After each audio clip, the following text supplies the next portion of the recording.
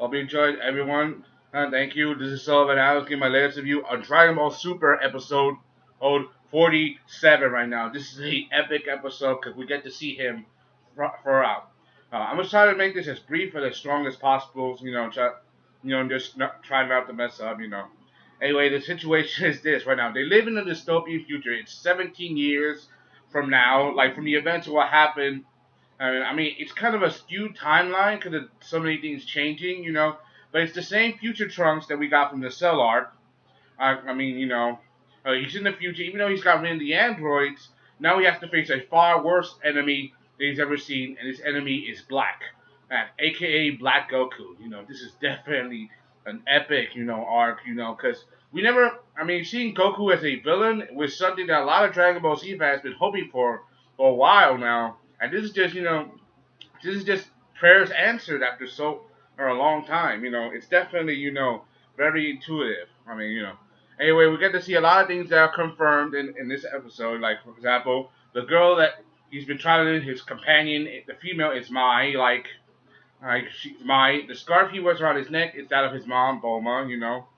Bulma sacrificing herself, her imminent death at the hands of Black.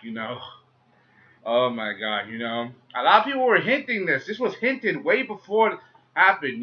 Death of Bulma, and which kind of progresses, further into the arc. Losing a parent, and that's pretty harsh. Trunk was there seeing death of his mother. That's definitely very heartening. She sacrificed herself to give her son a chance to escape. Using the time machine to go back into the past. And get help to stop Black. But the thing is, it's a one-way trip, and so if he goes to the past, he's trapped. And this also adds for more fuel to the fire. We all know that I and Trunks, Kid Trunks and Mai had a thing back in Dragon Ball Z, Battle of Gods, and now that now that this has happened, this is adding more fuel to the fire, more stuff. And what the hell is Pilaf and Shao? Because if they're this dystopian future, they're most likely they're dead. Because Black, he's a bad guy. He killed them. He probably killed them without reckoning. He probably did it without very little effort. Seeing this, it's definitely very hard to imagine and understand how this could happen. It's definitely really, very unique and epic. But there's still one thing you gotta imagine. Like, they live in a dark world right now. Everything is like literally to hell, and they have no choice. It's the same thing what Trunks happened in Trunks' future when the androids 17 and 18 they conquered the future. They killed all the Z fighters. Goku was dead, and he had to go back to the past and help. If you guys know about it, then you know about Dragon Ball Z, the movie. The future of Trunks. The movie. I watched that. It's kind of. It's also the second movie. The second filler movie that's supposed to be canon with the original series. Like Bardock. That other movie was Bardock, the father of Goku. I love that because it answered a lot of questions. I remember back in the early 2000s. When they were giving Dragon Ball Z movies on Toonami and on Cartoon Network. That just added more to the epicness. But enough about that. The epicness of this episode, Trunks' home world is being destroyed once again, and it's at ruins once again at the hands of an enemy that's obviously too powerful for him to defeat alone. You know, and knowing that he not only lost his mother Bulma, seeing her turn to dust like that, but also Mai as well. It's definitely I gotta feel sad for the guy because he lost his mother, a woman he liked, and now he's to this, and this guy has to face as someone he knows.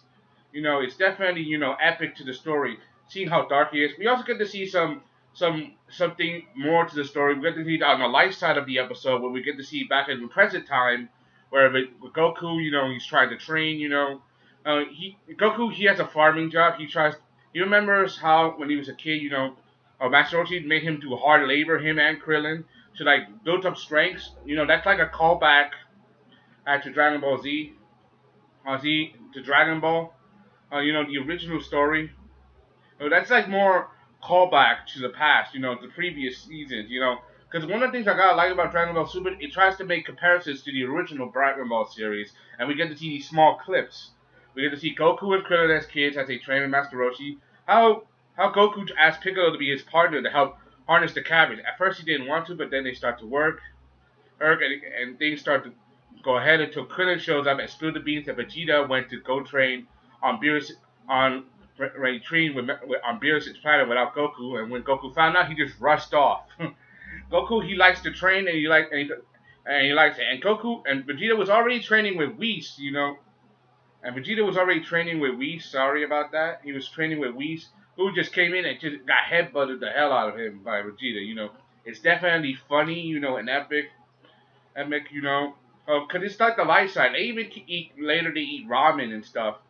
And Goku even gave him a lettuce, but he ate the lettuce, but he doesn't seem to like it overall. Because you know he doesn't go like he likes kind of like fatty foods, you know, like Champa, you know, food that's good, you know, makes like calories. He likes it, you know, but not enough to make him too fat like Champa. It's definitely very epic that you should think about, you know, especially when Trunks alluded to when he was going back to when he first went back to the past that his friends were in the past. We had to see flashback of the android and the Cell saga, you know.